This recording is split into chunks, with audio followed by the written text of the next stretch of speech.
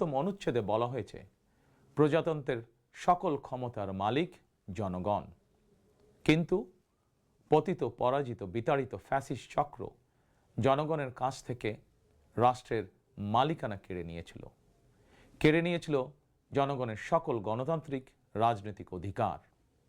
অবশেষে দীর্ঘ আন্দোলন সংগ্রামের ধারাবাহিকতায় হাজারো প্রাণের বিনিময়ে জনগণের কাছে রাষ্ট্রের মালিকানা ফিরিয়ে দেওয়ার এক মাহেন্দ্রক্ষণ আমাদের সামনে উপস্থিত।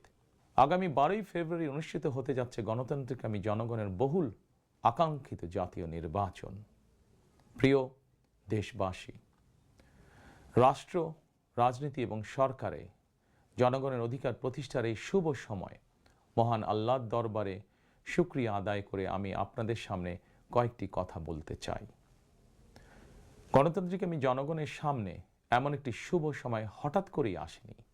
এর জন্য বাংলাদেশ জাতীয়তাবাদী দল বিএনপি সহ গণতন্ত্রের পক্ষের সকল রাজনৈতিক দল এবং গণতান্ত্রিকামী জনগণকে দীর্ঘ 1.5 দশকেরও বেশি সময় ধরে আন্দোলন সংগ্রাম করতে হয়েছে। ফ্যাসিবাদ বিরোধী এই ধারাবাহিক আন্দোলনে হাজার হাজার মানুষকে গুম, খুন, অপহরণ করা হয়েছিল। আয়নাঘর নামক এক বর্বর বন্দিখানা যেন হয়ে উঠেছিল জ্যান্ত মানুষের কবরস্থান।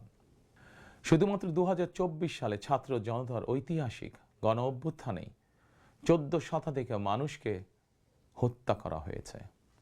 আহত হয়েছেন কমপক্ষে 30,000 মানুষ।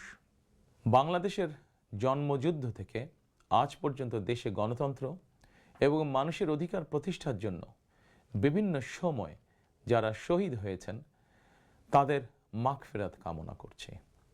যারা আহত হয়েছেন তাদের প্রতি জানাই গভীর সহানুভূতি এবং সহমর্মিতা। হতাহতদের শোক সন্তপ্ত পরিবারের প্রতি জানাই গভীর সমবেদনা।